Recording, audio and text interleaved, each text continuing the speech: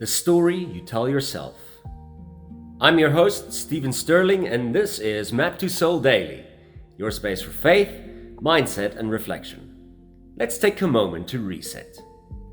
Today I want you to think about this. What story are you telling yourself about your life right now? Not what happened, but the meaning you gave to what happened. Because two people can go through a similar experience and walk away with very different inner stories. One person says, "This broke me." The other might say, "This shaped me." One person says, "I was rejected," and another says, "I was redirected." One person says, "I failed," another saying, "I learned."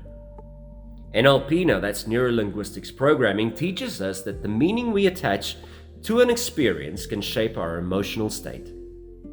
The event matters, yes, but the story we build around that event also matters. Sometimes pain writes the first draft of the story, right? So pain might say, "You are not enough. You are always forgotten. Nothing works out for you. You should stop trying completely." But on the other hand, healing asks us to edit the story with truth.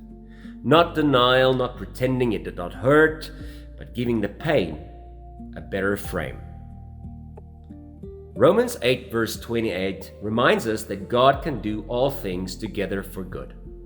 That does not mean that all things are good. Some things are painful.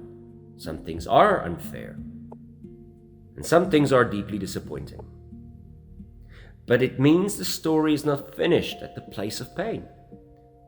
So today, ask yourself, what meaning have I attached to this season? Have you called it failure when it might be formation?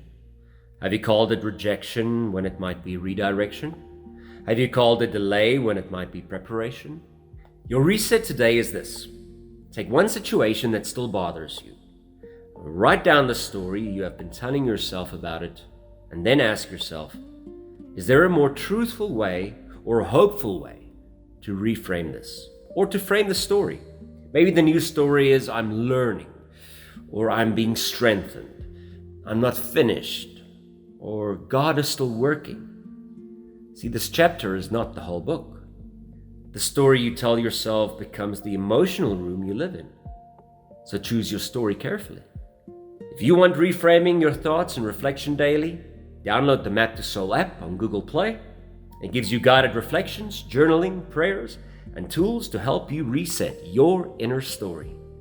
This was Map2Soul Daily, and from me, Stephen Sterling. See you tomorrow.